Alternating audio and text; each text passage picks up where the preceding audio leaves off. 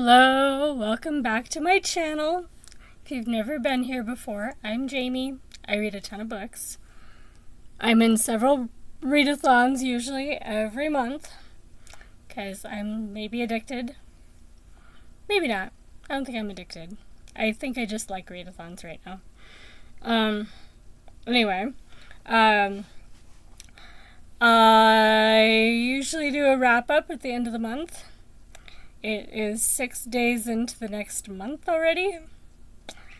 So all my grand plans for doing this wrap up in some more elaborate fashion, we're done with that. This is just going to be wrapping up the books, moving on to September.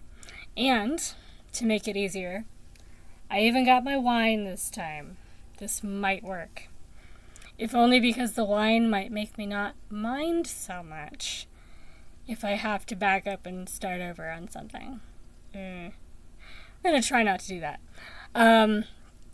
So, August in general. So, August 2024, I was in 3 events, or 3 readathons. One was technically a 48-hour event, but you could kind of do all month if you wanted to, kind of thing. That was Arc August. Nicole from Dusty Book Sniffers was one of the people, making that work. So, I know she's not the one that started it, though. So, I will put links for the things I did in the description. So, if you want more information, you can check it out, in case you want to watch for it next year or whatever.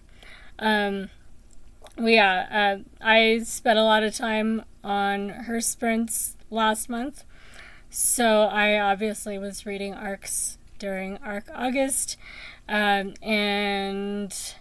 I also was participating in Pick-Pong-a-thon, not on Nicole's team though. I was in Neva's team. I say Neva's team. The team Neva was one of the team leaders for. The Literary Pongsters, and I was also in House of Stars for Battleathon. House of Stars won Battleathon, which is very nice. We did very well all month, and then, we won. Yay! The big upset was actually that we didn't win Pick-Pong-a-thon, because we won every week of Pick-Pong-a-thon. We were actually first place every single week of August in Pick-Pong-a-thon. And then right at the end, Team PPP came and stole it from us. Otherwise, we would have won Pick-Pong-a-thon. So, we sort of won anyway, because we got all the prizes. We just didn't win the big thing. So, meh. But it was a lot of fun. I usually don't pay much attention to how my teams do because I always try to join the underdog, just for the hell of it. Because when I started doing teams-based readathons, it was just, I'm going to read all these books anyway. My books might as well be points for somebody. So I would pick the smallest team, or the team that was least likely to win, and help them out a little bit. With my points. And usually the number of people and the number of books involved, mostly no one person, even somebody that reads a lot, is going to change the course of the game. So it's not like my joining the team makes us win. And obviously my team is only one readathon. And that was Old School April. So our team did get to pick the theme for next year. That was exciting. But generally my team, even with me on it, I know, does not win. But this month, House of Stars is celebrating its victory. That is great. Actually, for September, I'm in 2 teams-based readathons, 2 role-playing readathons, Suffer-a-thon, and I'm sort of doing 30 and 30 and sort of doing Shorty in September. I have not looked at the prompts for those last two. I don't know if there are prompts for both or just for one. I know one of them has prompts or a bingo board or something, because I was on one of their sprints and they were talking about it. But those are always kind of optional. Last year, I joined BookTube, like actually did my first videos as a BookTuber in September. So, this is actually like what we're sitting in right now. September is my BookTube anniversary month. Although since I had my channel prior to making book videos, it's not like YouTube is keeping track of it for me or anything. Because I used to be a music blogger, and there were some old videos from like footage from open mics mostly that kind of was placeholding my channel before I started BookTube. So they're still on there, and so officially YouTube does not think that this is my anniversary, but it is. So yeah. So last year I did sort of follow along with Shorty September and 30 and 30. Enough to kind of have an idea what I'm getting into with those. And I'm not really focused on them, except that I am trying to read at least a short story a day. Or if I miss one, then I'll read several short stories to make up for it. So I'm going to try to have finished at least 30 short stories. And the 30 and 30, I finished 31 books in August, so it was kind of a stretch because I was really pushing the last couple days to actually get to that number. But I did, and partly I was kind of in a slump for the first half of August, so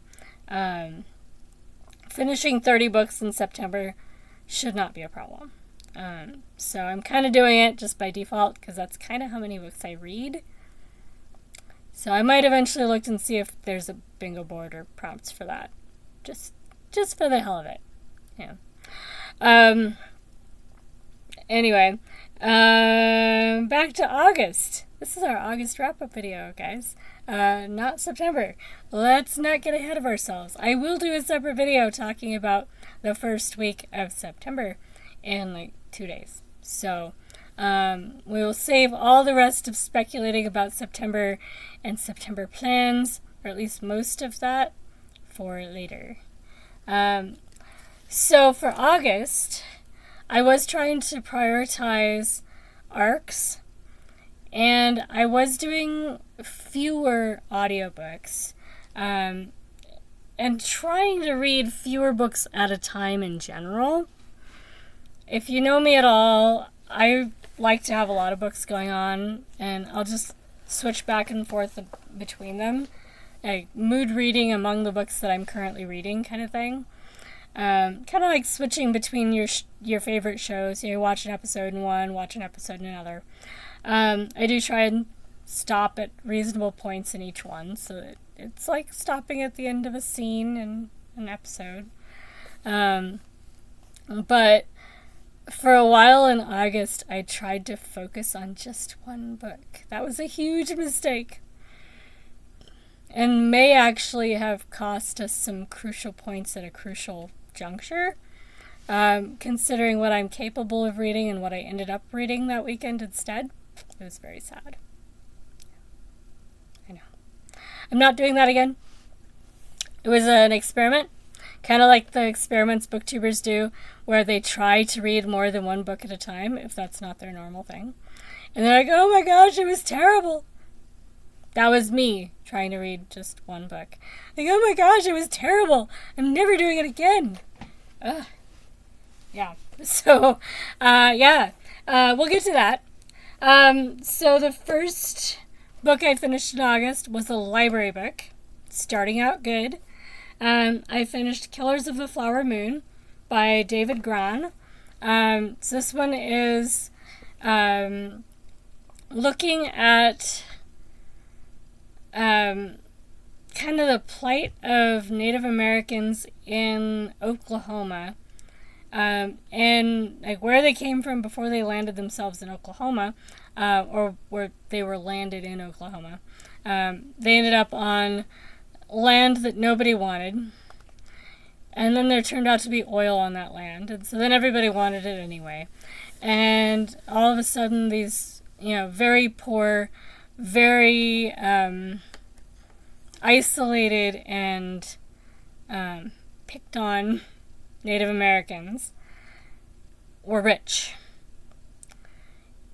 And yeah, there's so many problems with this, like with how the non-tribal people handled all this. It was just all the things that make you cringe about being related to the people from a few generations ago in the United States. Like, really? I was patting myself on the back that at least my people did not come from that. But, yeah. It's near enough that obviously a lot of the people that I live among are from families that their ancestors were involved in this. Like, I hope you don't know about it, because if you know about it and you're okay with it, then we can't talk anymore.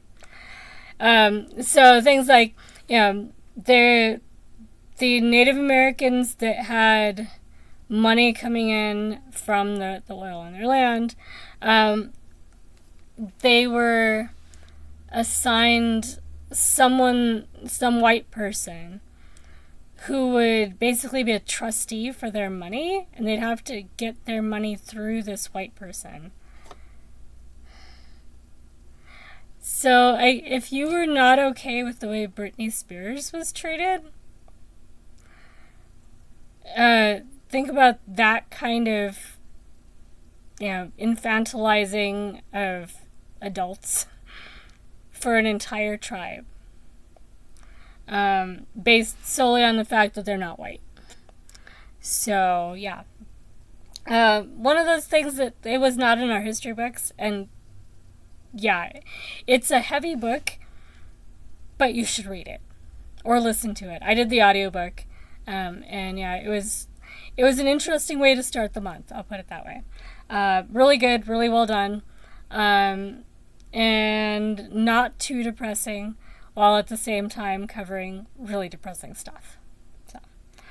So then from there, I dove into some arcs. I finished Tenacity by Elaine Burns. This is a sci-fi. It was pretty good. I don't remember it offhand anymore.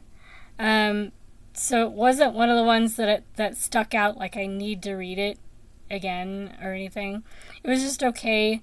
I think it was part of a series, but it wasn't one where, not having read the rest or the book before it, I think it was just book 2, if it was. But it wasn't like I was missing anything, really. It was an okay sci-fi.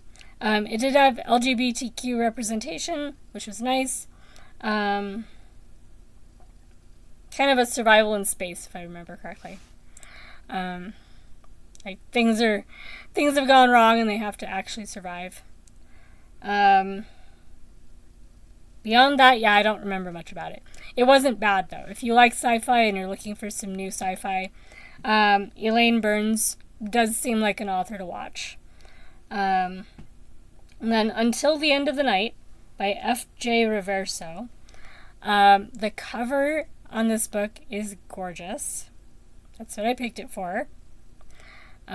Even though it's just as a NetGalley arc and no guarantee that cover is actually going to end up on the final book, it was still gorgeous. So this one wasn't very long. It was kind of novella length. It was different. I don't think I'm the reader for this book, but I have siblings who probably would like it a lot more than I did. So it was more of a taste thing than a bad book thing. I think it was a 4-star for me, so not terrible. Um, yeah, just kind of weird. And with some explicit violence, explicit sexual violence. Um, yeah, that pretty much is it. Kind of coarse language. See, I don't like coarse language all that much. My siblings, my brother especially, doesn't mind it at all. And for me, it just it's just not something that I'm drawn to. I'll put it that way. So I think it was just not for me. I don't think most of what I didn't like about it is gonna put most people off of this book. So yeah. Um, then I did The Poppy War by R.F. Kuang. This was supposed to be a buddy read with Nicole from Dusty Book Sniffers and Coda from Coda Means Friend. I started out good. I was able to get the omnibus audiobook from the library again in time to actually start reading the first book again within the first week. It was great. I was going strong, and then it took me long enough to finish the first book and to get around to even starting the second book that then it expired. And then I had to wait several weeks before I could get it again, because of course people had it on hold. So I still am starting book 2, and it's September. So reading along with the buddy read thing only worked for the first book. It was fun. For one whole book, I was actually reading the same bits as the other people and talking about it on sprints, which is so unusual for a Jamie. Yeah. So I think in the future, if I can, and this is a big if, I do want to have books on hand for major buddy reads, not just getting them from the library. Certainly not getting them as electronic anything from the library, because that's really what derailed that project. I didn't have it on hand, so I was really totally dependent on being able to retain the audiobook through the library. So I'll get to the rest of it eventually. Poppy War was good. I enjoyed it. I've had several upper division classes on Chinese history and literature. So I have enough background that I could recognize a lot of what Kuang was inspired by or pulling from to create the world for Poppy War. So I really enjoyed it. I've heard criticisms of the series that it gets a bit repetitive. And I'm curious now to see if my background in history and literature of China will make it more interesting and less repetitive, or if it'll still just feel repetitive. So that's something to find out when I get the book back. So then we did Emergent Mars by Russell Clifford. This one reminded me of the Red Mars trilogy and the Mars portion of the Grand Tour from Ben Bova. Except the long-winded tangents weren't as interesting. And were really just, wool gathering, navel gazing, tangents from the story. They got in the way of pacing. They weren't anything that added to characterization or setting or anything like that enough to keep them as is. So, I didn't think the story was bad, and I think most people reading it, if you haven't read a lot of Colonizing Mars books already, you'll probably be fine. It's certainly a timely topic because Elon Musk is certainly building up to being able to send manned expeditions to Mars. Possibly in my lifetime. Whether the people on this manned expedition make it there and back or not, anyone's guess. First trip out there might be a one-way trip. Who knows? But it is timely to be thinking about how we get to Mars and what do we do when we get there. Yeah. But I did find the pacing issues kind of off-putting. So yeah. But it was a more modern take on it than the Grand Tour series in Red Mars. So some of the technology is closer to what might actually happen. That was nice. At Vault of Souls by Jacqueline Angelini. I really liked this one. This is the one out of all of the arcs I read in August that I keep thinking, oh, I wonder when the next book is coming out. So even though I read it in the first week of August, that's the one that I am waiting for book 2. And there'd better be a book 2. I don't remember if there actually is a number on this book in Goodreads where it would indicate that there's a contract for a series. But there'd better be, because I want to know what happens next. So if that's an indication, I really liked Vault of Souls. It is dark fantasy. The kind of fantasy that's kind of got a flavor of horror mixed in, but it's still fantasy. I liked it. It was good. Lots of world building. It did take a while to catch up to speed on what's going on in the world, which is typical for this kind of fantasy. So if you don't like that kind where it takes a while to learn the world and the characters and what the heck you're reading, this might not be a book for you. If you like the level of complexity of something like a Brandon Sanderson epic novel, you'll be fine. It's shorter than typical Sanderson epic fantasy. So, yeah, it was really good. Similar level of complexity, though. Just not quite as long. Probably because the author can't get away with it, as Sanderson himself points out in some of his classes that you can watch online. You get to be a Brandon Sanderson where you have a following and you know that people are going to buy your book, and then you get to publish a 1,000-page book. You have to build up to that. I don't think by the fact that I've never heard of Jacqueline Angelini that she's there yet. So hopefully this means that we get at least a trilogy, maybe more. So put that one on your TBR. Vault of Souls by Jacqueline Angelini. It was a white book, I believe. Pretty cover. We have Tannery Bay by Stephen Dunn. It was okay, kind of a mysterious ghost story, not very long. I didn't get much out of it. I was bored. So, yeah, if you like more literary stuff, and maybe that was my problem, I wasn't in a literary mood coming off of Vault of Souls. So, I might have just not been in the mood for it, but it was a bit tedious for me. Yeah, it was one where I was glad it was short. But well written, just maybe needed to kick something up a notch somewhere. And then we get another one of the highlights of my August reading.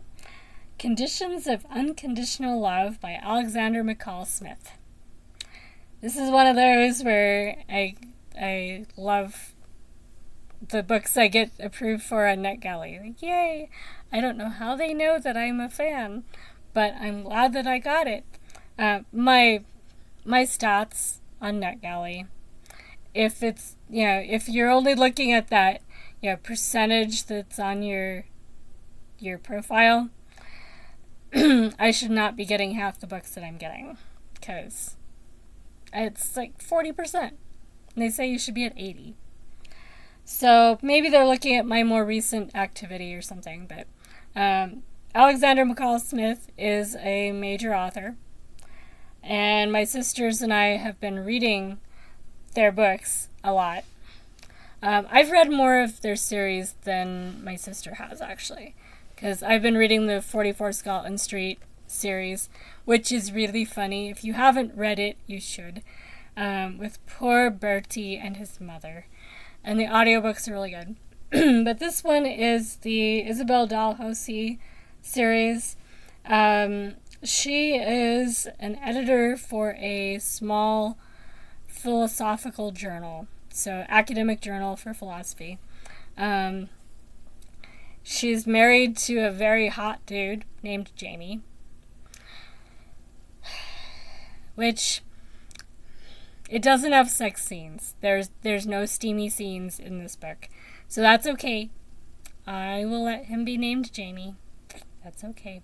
And they are in Scotland, so a Scottish dude named Jamie, it's kind of normal, I suppose. That's why I can't read the Outlander books, because his name is Jamie. I don't like him. And I will not read those spicy scenes. It's just gross. So, yeah. Anyway. So, not spicy. It's really just light literary fiction. I would call them popcorn reads, but I have an academic background. I don't know how non-academics would feel about it. It might be a little bit more like just, well, light literary fiction is a good way to define it. Yeah, and in this one, Isabel has been asked to help out with a book club that is really having troubles because the members are not getting along. And the person running the book club is trying to save the club because she's afraid it's just going to fall apart. So, it's very appropriate as a topic for booktubers. It was funny. And I did Unlocking the Universe, The Cosmic Discoveries of the Webb Space Telescope by Suzanne Slade, my shortest book of the month, which I picked because it has a cover entirely encrusted with galaxies. There really is not a lot of text in this one. It's mostly just pictures of galaxies, and I wish it had more text, actually, to say more about what you're seeing, but it was okay. And the pictures were very pretty, and the cover, oh my gosh, just, yeah. Anyway, I would imagine it would be a very pretty book to have on your coffee table. Then we have Thunder City by Philip Reeve. This is another highlight for August. This is a Mortal Engines novel. I've never read any Mortal Engines books before this. I understand there's a series. This is a standalone. This was my first time reading about these cities they're like steampunk cities that, that move and eat other cities. It's like, wow. And the first chapter reminded me very much of Mad Max. Like Mad Max at Thunderdome. Just, yeah. So, highly recommend. That was fun. I will definitely be checking out the rest of the books in the Mortal Engines series, because that was fun. But yeah, that one was Thunder City. Highly recommend. You should read it. And the first book I read that was actually in print. It took me that long to get to a book where I actually have it. Like, eyeball reading kind of thing. In print. Greek Lessons by Han Kang. Was weird. It was, weird. If you've read Blindness, by... Oh, now that I'm actually trying to think of the name of this guy, I can't remember his name. One of my favorite authors from Portugal. Anyway, this is a book about a woman who has lost language. Not really clear if she's chosen not to do language or that she actually can't do language. But it's caused some problems. And we're kind of going back and forth between the present day and when she was in school, I think, like in college. But I'm not sure, because that was my biggest issue with this book. the structure was ambiguous enough that I really wasn't sure what I was reading half the time. Like, is she unable to do language? I think there's actually two characters. One can't do language, and I don't know what the other one's issues were. But yeah, it was really confusing and ambiguous, and not as effective as I think it could have been. Possibly translation issues, but I don't know. The author is Korean, so it may be that it's a translation issue, that just the structure didn't work as well in the English form.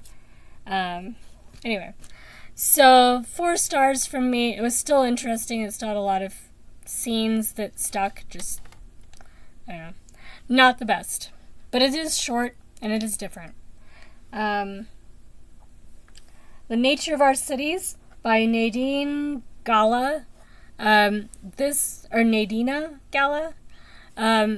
It's a nonfiction arc. I don't know when it's coming out. I'm going to put all the when they come out information in the description, like I did last month. Right, last time I did one of these with lots of arcs in it. Anyway. So I'll put all that information in the description. This one is actually looking at cities with and without trees, and neighborhoods with and without trees, and what it does to us, to our health, mental and physical, to the comfort of our living environment when we have trees and shrubs versus when we don't, and like how important it is to have nature in our actual lived environment. And also there's a section which I thought it was well done as well, but didn't really serve the same argument about forest fires and forest fire mitigation. I get it that they're all trees and technology and society and trees. I felt like those two topics should have been 2 separate books, personally. Because there's a strong argument in both, but they're kind of going in opposite directions. One, you're adding trees. One, you're taking trees away before they burn your house down. So, or she needed to develop like how this goes together into a coherent whole, which I didn't get. Partly because we haven't really figured that out yet. Like, if you're worried about forest fires, but you also need to have greenery to be mentally healthy, where the happy medium is in that is tricky, and maybe that's why it wasn't very satisfying in that respect. But that's okay. It's not really her primary goal in this book. Definitely worth reading. If you get bogged down in the first chapter, skim it, move on to the next chapter, because this is one that reminded me so much of some of my academia friends who can write really well when they're writing the meat of their papers. But when they have to write the first few paragraphs and the last few paragraphs, like the introduction and the conclusion, they kind of lose their voice a little bit. I don't know. I'm not sure what their problem is. It's not everybody, and some people have a knack for the start and the end, and they just lose you in the middle. So she's really good at the middle bits. And if she started to do books with somebody else who could do the intro and conclusion bits, that might be a huge improvement to her books, because she's got the middle down. That was very nice. And really interesting, and I was always stopping in the middle of a chapter to tell my housemates about what I was reading. It was good stuff. And the short form is, we need more trees. We need to stop getting rid of trees just because they're inconvenient. If we do get rid of trees, we need to put more trees in to replace the ones we took out. Poor neighborhoods shouldn't be deprived of their trees. It's an interesting statistical fact that seems to cover quite a few cities, that poor neighborhoods tend to have fewer trees, less tree canopy, fewer shrubs, less greenery just in general, and it actually does change like, how hot those neighborhoods get in the summer, and other environmental factors that the greenery helps mitigate. So, if you were thinking about cutting trees down, they're good for you. And, not all trees need to be cut down just because they're in your yard. Anyway. So, yeah, that was really good. I enjoyed it. Then I went on to sci-fi. We have Inversions by M.V. Melker. Another sci-fi that it was solid sci-fi. It wasn't bad. It wasn't insanely memorable either. I will probably keep an eye out for future books by this author, but it was just good sci-fi. It wasn't outstanding, and I'm going to collect it for my permanent shelves. Then How to Fall in Love in the Time of Unnameable Disaster by Muriel Leung, Leung.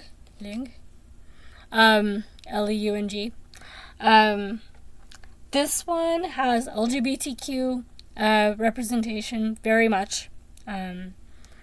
It's like queer romance set in a dystopian future in which acid rain will kill you. And acid rain happens on Tuesdays. And a lot of it's really arbitrary, like that. So, some of the world building I found a little bit random. Maybe the book needed to be a little bit longer so that the world building could get into a little bit more of, okay, why does it rain on Tuesdays? How did we get to this? I'm okay with accepting it for a little while, but when it's such a crucial plot point, I need a little bit more about, okay, why is it bucketing acid rain that will kill you every Tuesday? That's just weird. So, yeah, it was a good book, but as a sci-fi reader, it was unsatisfying. I read The Editors by Stephen Harrison. This one was fun. It reminded me of The Midnight Library by Matthew Haig, and The Coincidence Makers by Yoav Blum. So if you've read either of those, this one will be similar. Kind of a world beneath the world that we know, that these editors are changing things in our world that we don't see it. Like The Matrix, kind of. We have Alien City by Adrian Tchaikovsky. My first Adrian Tchaikovsky book. Alien City, Alien Clay. I thought it was Alien Clay.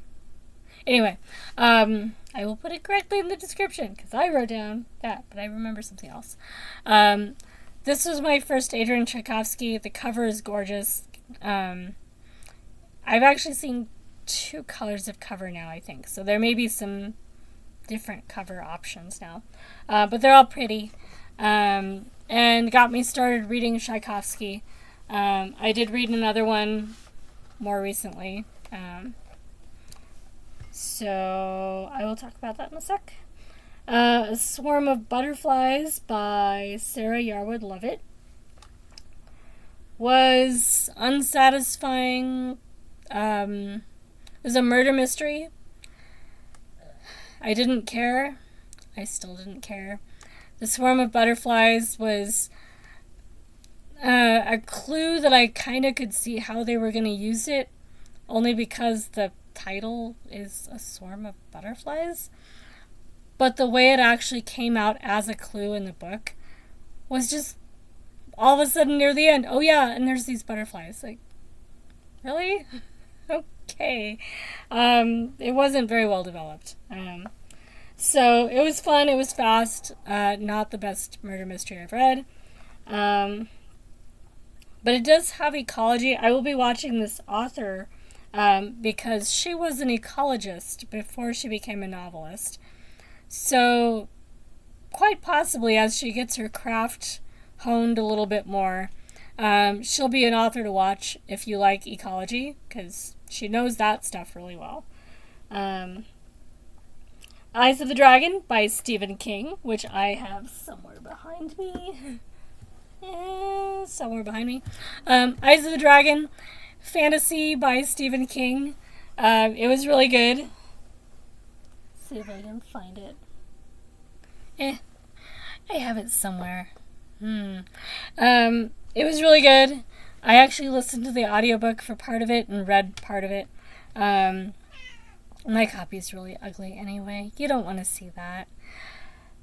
Yeah, wait. Yeah.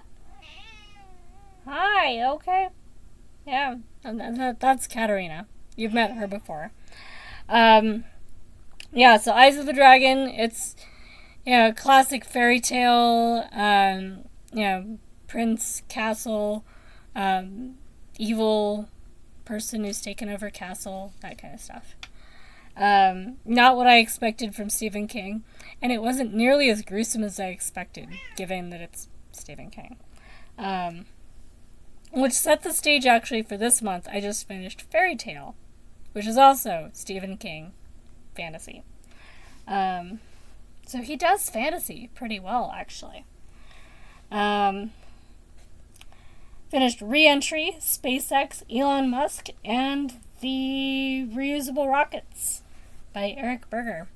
I enjoyed this one. I'm probably about the same age as Elon Musk. So we grew up on the same kind of sci-fi, the same kind of fantasizing about what's coming in our future for science and technology. And however much I might dislike the person, Elon Musk, I do like that somebody is doing space stuff and pushing the pace at which we are exploring space. Because this is something that otherwise I'm not going to see it in my lifetime. And by having private industry moving into the space industry, we're actually getting a lot faster development of all sorts of stuff, including rockets that go up and then come back down and land, like powered landings. You see it in sci-fi. Until Elon Musk and SpaceX, you didn't see it in real life. Not for real rockets that could actually carry people. And I actually just watched a powered landing of the capsule part of the thing that took astronauts up. Just today, I was just watching the powered landing procedure for getting this capsule back. It didn't splash down in the middle of the ocean. They had to go find it. There's a stage re-entry process, and then it has gas bags and it settles down on the bags and it sits. And it cools off and all the convoy is going out to meet it. Oh my goodness, that's really cool. And it's totally out of sci-fi. But that's real now. So, yay. And I also watched the booster landing a couple nights ago. Because after reading this book, I had to go and see what SpaceX is doing this week. I've seen one launch where the booster almost landed successfully on the barge. And then something went wrong and it toppled sideways and exploded. So they're doing analysis of all the bits that they recovered. They recovered a lot of it. I watched the barge come in, and they still have, it looks like all the engines. So they do have a lot of pieces that they can analyze what happened. But that booster had been to space, near space anyway, 22 times successfully. This was its 23rd launch. And it didn't make the landing this time. It did the rest of the mission, just didn't make the landing. So that is the largest number of launches that a booster has ever done. They usually would just explode, and that would make... You're not expecting to get the booster back before SpaceX. So I watched one that exploded, but it was a record-setting booster, and will give us lots of information about what failed. And so what's the limiting tech now keeping us from being able to do it even more than 22 or 23 times? And then a couple days later, I watched a successful landing of another booster. So it was just something with that one, probably materials fatigue, something like that. So anyway, it was really interesting. Even if you don't like Elon Musk, you might enjoy this book if you're interested in sci-fi and technology, because there's a lot of cool stuff going on right now. And it's going to change our world regardless of whether we like the guys doing it. So then I did Nebula Award Stories 10, edited by James Gunn. This one, the cover has no pictures on it, just text. So it was for a prompt.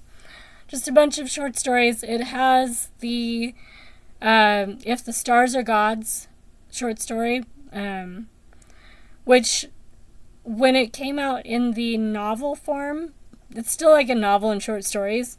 I like the novel better. So I did really like reading that story again, but now I want to go back and reread the novel. Then I did Glyph by Ollie Smith. I still need to write the feedback on this one. This is the first in a duology by Ollie Smith that's coming out shortly.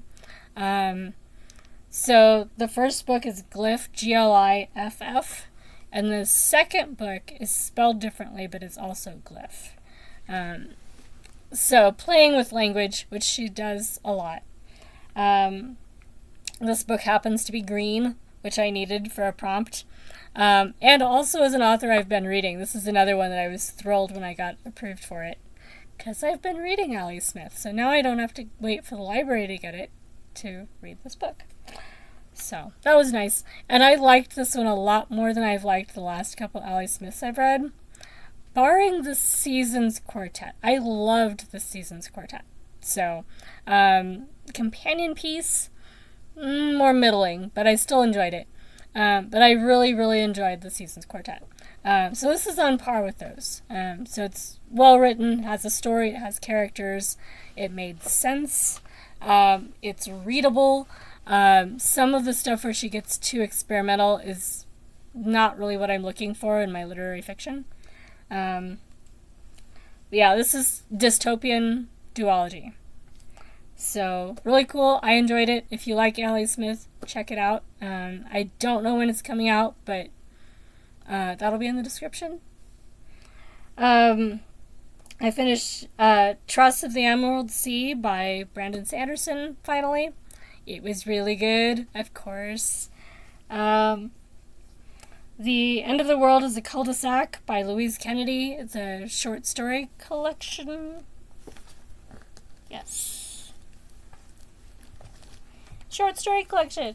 And it happens to be green. Can you see a theme here? Green. Olive green with green lettering. Good short stories. None of them super memorable, just like literary fiction short stories. Some of them are kind of futuristic dystopia. End of the World is a Cul-de-sac is one of those. So yeah, it was good. I might reread the title story before I turn it in, but we'll see if I have time. But since I'm reading short stories, and that one was, I think, my favorite out of this collection, I might reread that. Then I read The Soft Voice of the Serpent by Nadine Gordimer, which is also a short story collection, and is green. And I will probably revisit one story from that collection as well. That's one that I own. I got it in a bag of books sale. So it will be unhauled towards a sibling shortly.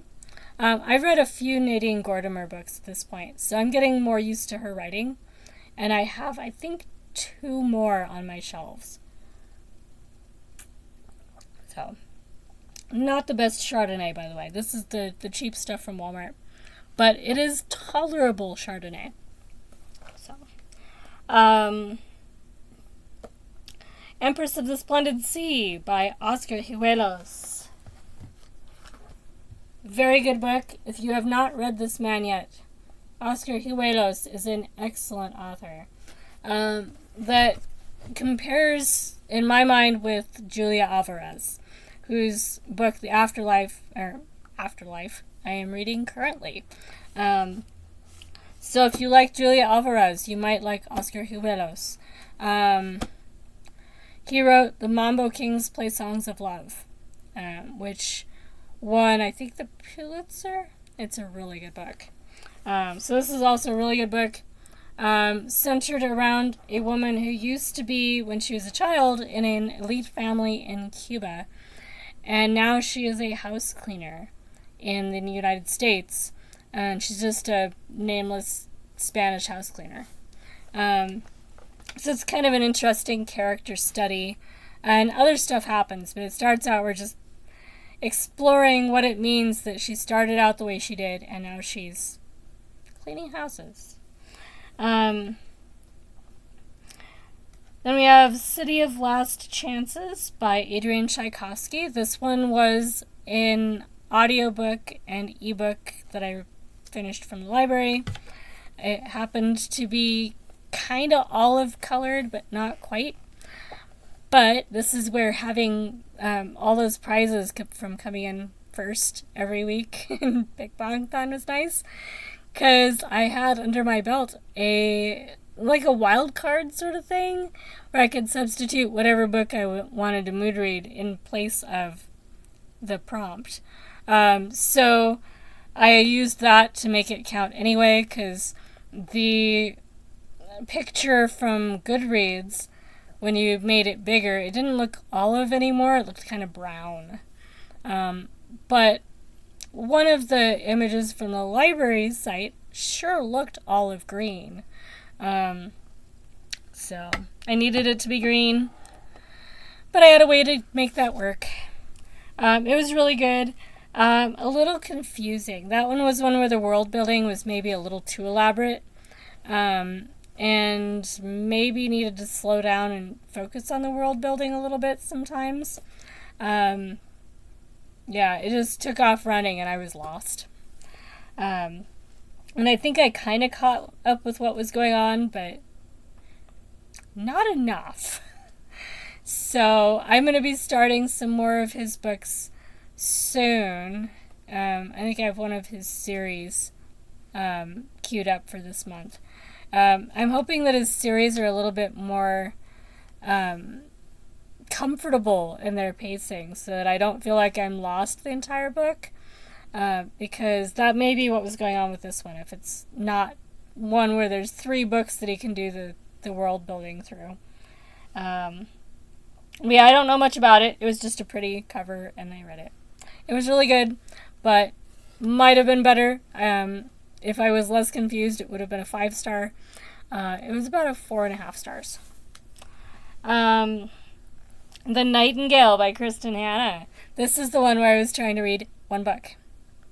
Like, I'm going to read this one book, and then I will read the next book. And I discovered really fast, I do not do that. I am not a one book at a time person. So I was reading it as the print book. And see, it's nice and fat. Big book. Print book. Yes.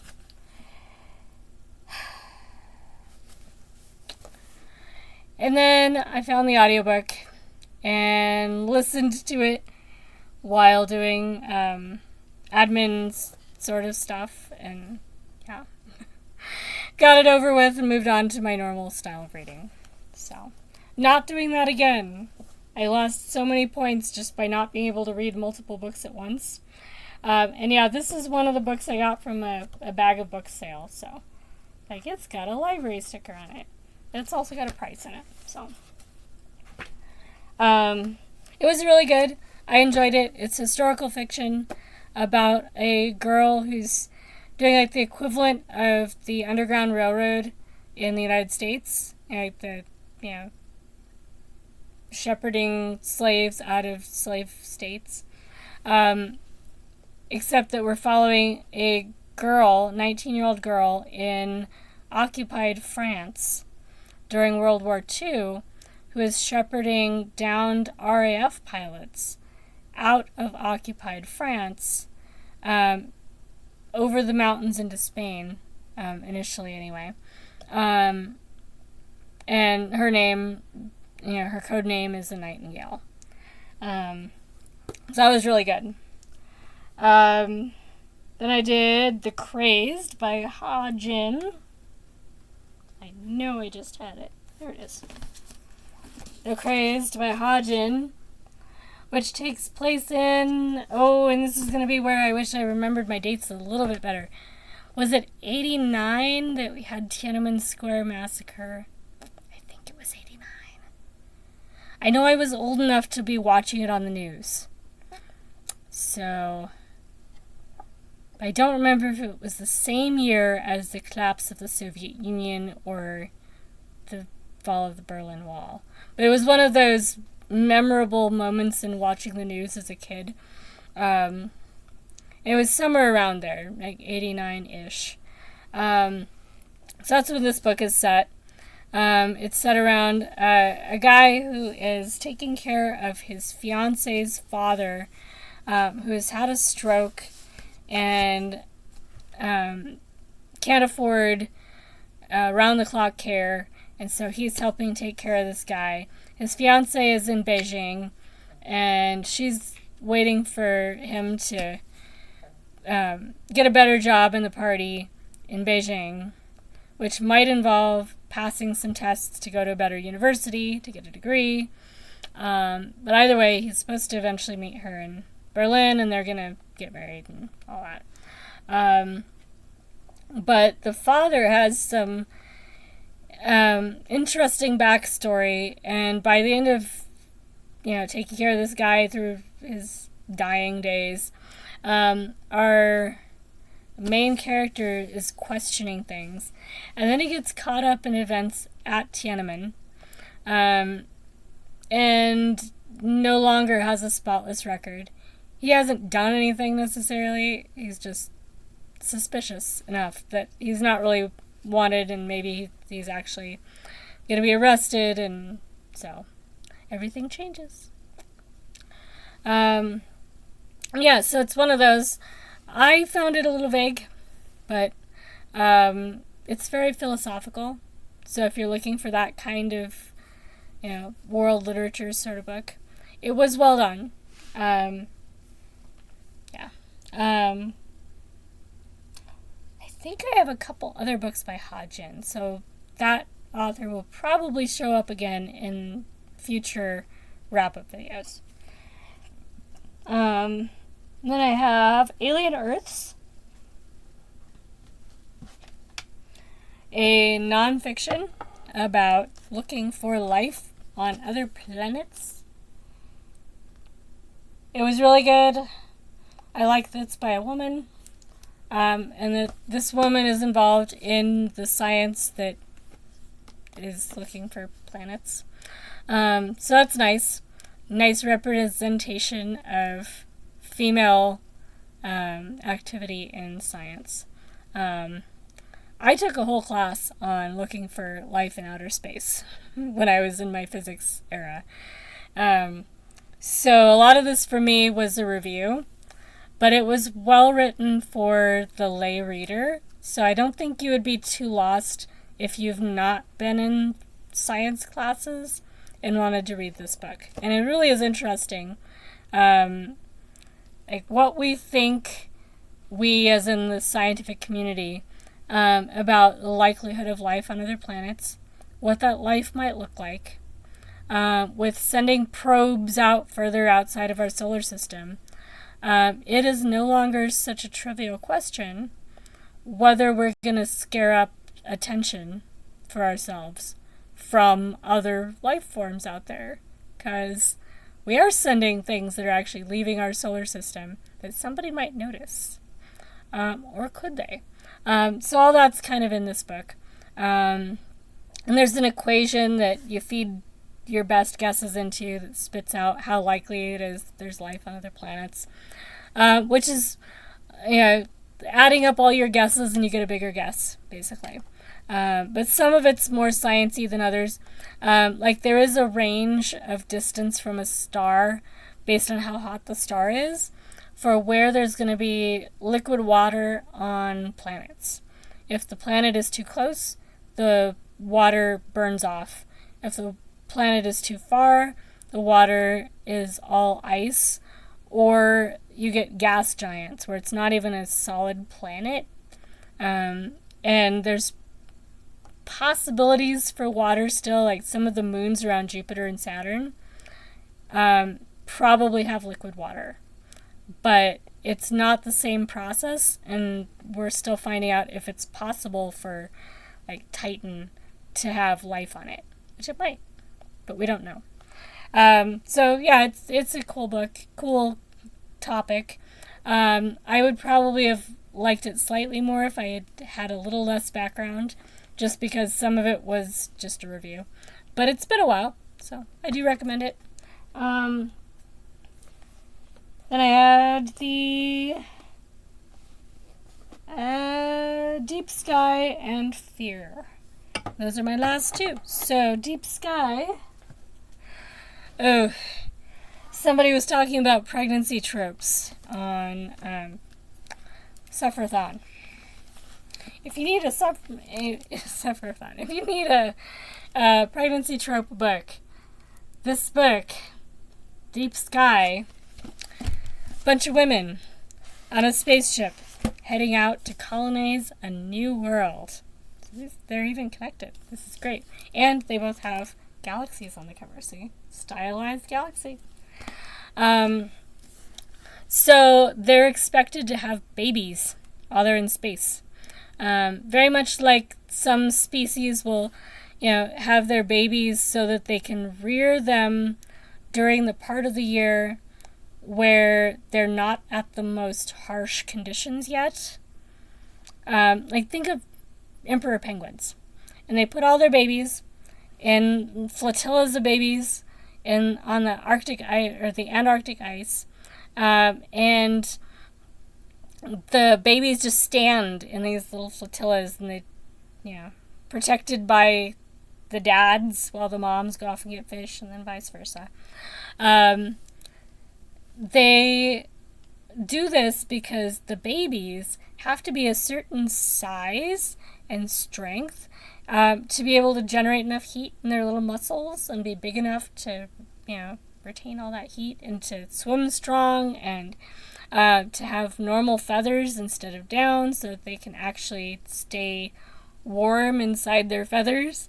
So all that developing has to happen before they enter the water.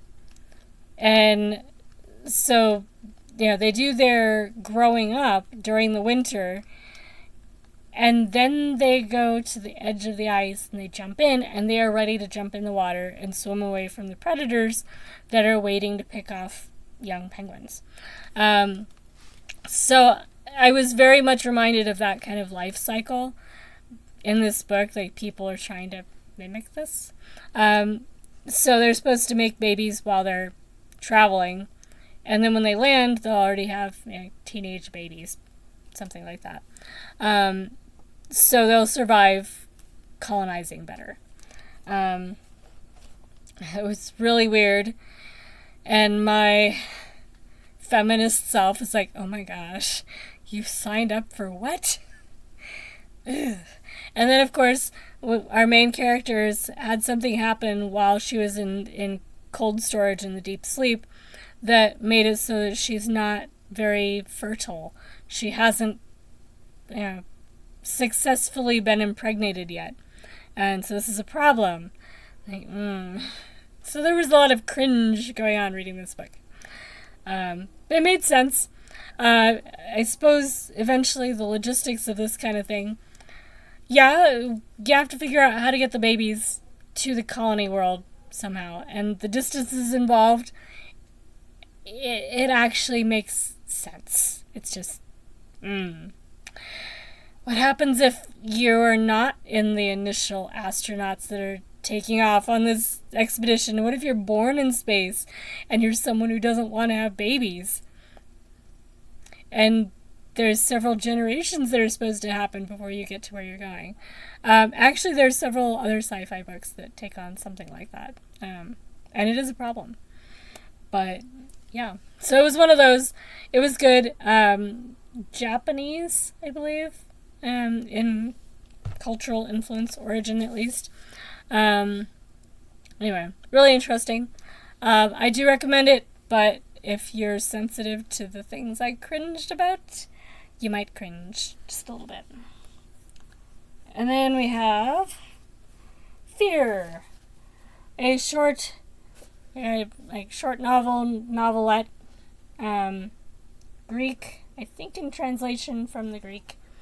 This one was actually an arc, but it was something I picked up in a bag of books from the library. Not a favorite, but it was well written. Just there wasn't a lot to it for me, but at least it was not depressing, and I did like the revisiting life in a Greek community thing, because it's been a while since I read a book set like that. So anyway, so that's what I read in August. Over an hour of video. So if you put this on 2 times speed, it'll take you about half an hour. So that shouldn't be too bad. Yeah, I will put the information in the description. So you'll know when books are coming out if they're not published yet. I will also try to put some links for the readathons that I participated in so that you can see what those were about. And I will do a video in about 2 days about what I did in the first week of September.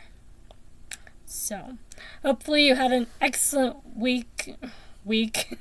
Hopefully you had excellent weeks and an excellent month in August. Read a lot of good books. Let me know if you've read any of the books I talked about, or other books by the same author, or whatever.